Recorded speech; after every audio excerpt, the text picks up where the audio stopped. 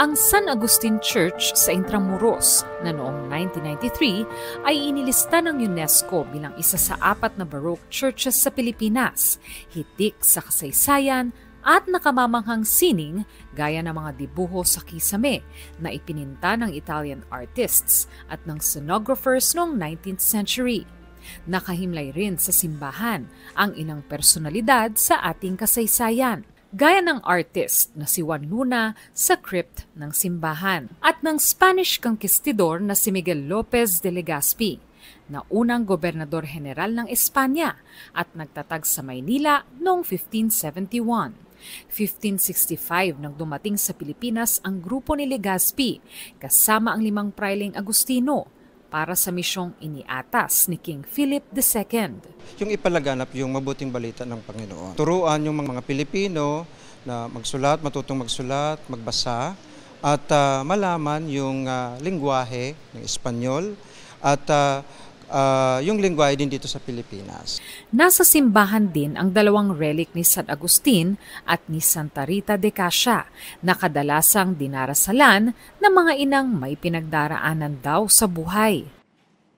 Sa tabi ng simbahan ang San Agustin Museum. Nasa mga silid nito ang artifacts ng mga ambag ng mga Agustino sa larangan ng sining, musika at medisina. Narito ang iba't ibang liturgical vessels na gawa sa ginto at tadtad ng precious gemstones, pati kasuotan ng mga pari at banderang pamprosesyon na binurdahan ng ginto. Sa choir loft nakadisplay ang 16th century celeria o choir stalls, ang 18th century pipe organ, at sinaunang choir books.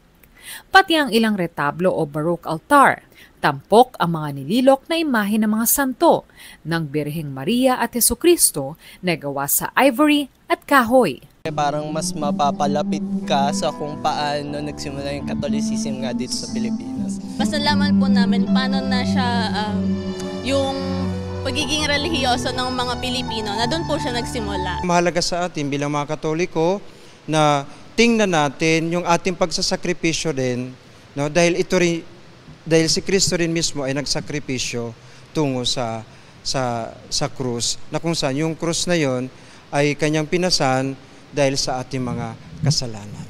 Von Aquino nagbabalita para sa GMA Integrated News.